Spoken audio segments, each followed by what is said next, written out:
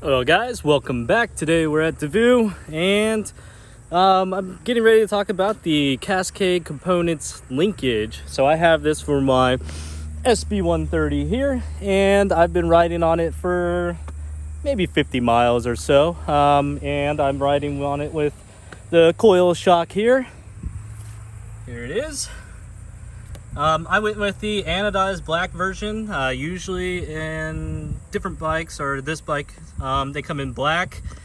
They come in an orange that kind of matches the Fox color for the Fox fork and components, the orange color for them. And then they come in like a unanodized version, which is like a silver or kind of like a chrome, similar to this of the pedals right here. Just unanodized aluminum. So anyway, so far I've run it with this Cane Creek coil and the original DPX2 air shock that was on here. I've liked it so far for both of those things. What this does specifically for the SB130 is it increases the progression of the end stroke by 10%. So stock, the SB130 comes with, I'm pretty sure, 15% progression rate, and what this does is it ups the progression to another 10%, so it gives you a total of 25% more progression, or just overall progression of the bike itself. And so far I've really enjoyed it. My biggest fear about using this, especially with the coil, was pedal bob and having issues with that, but so far I've not really had any major pedal bob to make me hate climbing the bike anymore. It is there, I'm not going to say it isn't. It has made a little bit of pedal bob for the Yeti, but anyway, it's such a good platform, such a good pedal platform with the Switch Infinity, that it's an easy trade-off to get some progressiveness at the end stroke of the travel for the frame. That's welcome to me because I was bottoming out quite a bit with the DPX2, and I was too pig-headed enough to add more air to the DPX2 just because I like the small bump sensitivity. And then I was trying to set that up for like a 20% sag, although when you have the lunch ride, you're supposed to set that up for 18% sag. So I did not do that. No, I can't speak for if I would bottom out for that or not. Anyway, I did add a 0.6 volume reducer spacer in the DPX2, which I did enjoy, but the bike was so playful and poppy, I think it lost a lot of its speed by being planted and smooth. So in like a race instance, I would probably take that out and go back to the 0.4 inch token that I had in that. But anyway, I did run the DPX2 with the Cascade Components Linkage, and I did find a little bit more progressiveness at the end stroke of it, but I was just not happy with the overall performance of the DPX2. It doesn't seem like it has enough adjustability for me. But then when I switched over to this Cane Creek coil, this is the inline, so it's not the DB Air or whatever it is. I went with that. I'll talk about that in another video. But anyway, so I'm enjoying it because the coil I have on here is the progressive coil. There's, I've read online where RockShox says it's not doing what you think it's going to do. Like, it's not adding that progressiveness more toward the end of the stroke. It's just kind of the leverage rate or the pounds throughout the same stroke of the same progression of the spring. I don't know what's right, I don't know what's wrong, but anyway, on Cane Creek, they show it, the progressive spring adding about 80 pounds more progression toward the end of the stroke. So it's really not that much when you consider the coil is rated at the top at 550 pounds, and then it goes up to like 670. I don't really think it feels like a 670, but it's really hard to judge bottom out on a coil. I just know on my local trails here so far, it feels pretty darn plush, and if I'm hitting bottom out, it's not really harsh at all. So I'm enjoying that. And I think, you know, some of that added progression is due to the Cascade linkage. Now, it does drop your bottom bracket by, I'm pretty sure it's like 5 or 7 mil.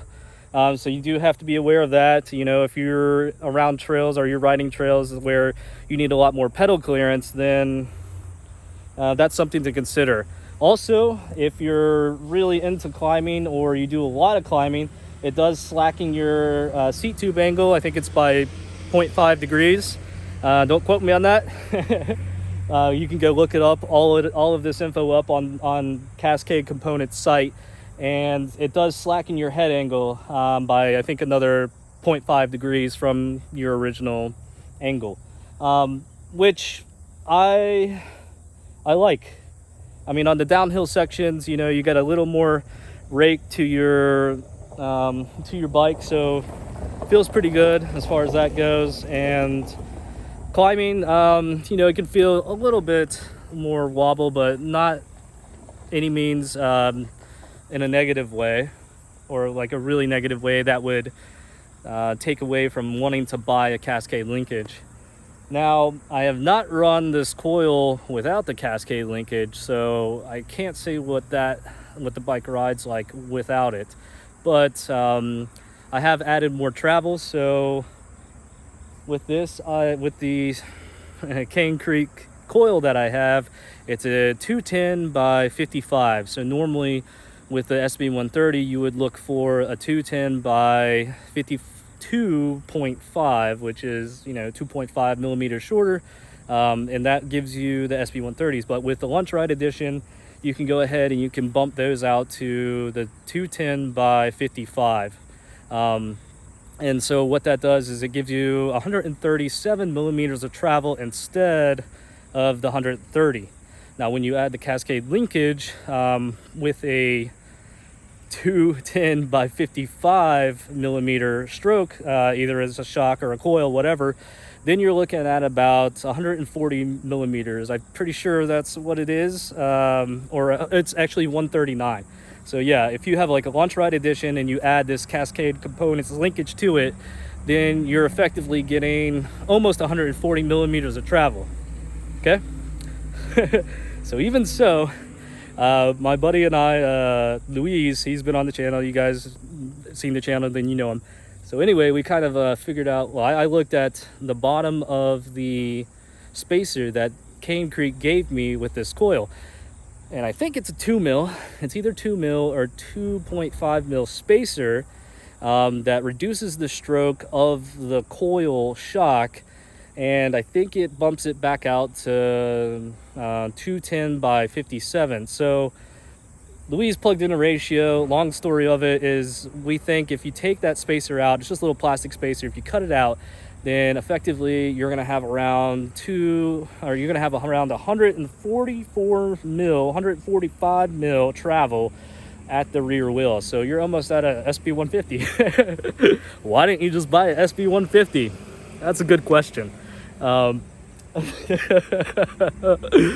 anyway, that's kind of what you can do with it, and it's really cool to have that option. So like, if, I don't know, you wanted to take it somewhere where you're gonna do a lot of pedaling all day, blah blah blah blah blah, you got a trip, and you want to take your bike and you want the shorter travel, bam, you can bump this thing back out to 130 mil, and then, you know, you can raise the seat height back up. You can get some less angle or less rake on your head tube angle, stuff like that. So, and then you can raise the bottom bracket. But yeah, it's just really cool. It's just like, I can't recommend it 100%, but it's really fun for people who want to tweak the bike and try new things. If you're one of those guys, I would definitely recommend getting it. They are $250. You know, and I think that's shipped to the house. I can't remember if there's tax or anything like that, but that's what you're looking at to go and try this option out for yourself. I do like it. It does give a little more small bump sensitivity off the top of the stroke, so you should be getting more grip there effectively. But it does add, you know, a little bit more pedal bob.